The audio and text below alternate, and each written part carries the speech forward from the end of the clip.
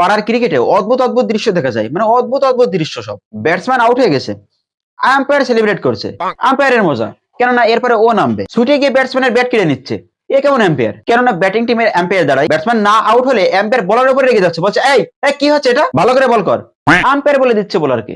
যদি ব্যাটসম্যান টিকে যায় আর এম্পায়ারের ব্যাটিং করতে ইচ্ছে হচ্ছে, কেননা এরপরে ছুটে গিয়ে ও নামবে, মানে যা তাতে আউট দিয়ে দেয়, যা তাতে আউট দিয়ে দেয়, মানে বলার আবেদনও করেনি তাও আউট দিয়ে দেয়। মাথায় বল লেগেছে, আউট, গিয়ে ব্যাটসম্যানের ব্যাট কেড়ে নিয়েছে। ব্যাটসম্যান বলছে কি ব্যাপার, আউট দিলে কেন? তখন এম্পায়ার বলছে এটা নতুন নিয়ম হয়েছে, হেড অ্যাবভ দ্য উইকেট, এটা নতুন নিয়ম হয়েছে, এ বলে ব্যাট কেড়ে নিয়েছে। কিন্তু কিছু কিছু এম্পায়ার আছে যারা ভালো হয়, এরা অতটা স্বার্থপর নয়, এরা এম্পায়ারিং করতে আসে, এদের হবেই মূলত এম্পায়ারিং করা, আর এটা ঝগড়া করে হলেও ব্যাটিং টিমকে জেতাবে। ব্যাটিং বোলিং ফিল্ডিং এরা কোনো কিছু করতে আসেনি, তো এরা যেভাবেই হোক ব্যাটিং টিমকে জেতাবেই। এক বলে 4 রান বাকি, তো যতক্ষণ না ব্যাটসম্যান 4 মারছে ততক্ষণ এরা নো বল ডেকে যায়। ততক্ষণ এরা ফিল্ডারকে জিজ্ঞেস করে কি হলো, আটকে দিয়েছিস, 4 হয়নি, আচ্ছা ঠিক আছে, এ নো বল, ওর পা বাইরে বেরিয়ে গিয়েছিল,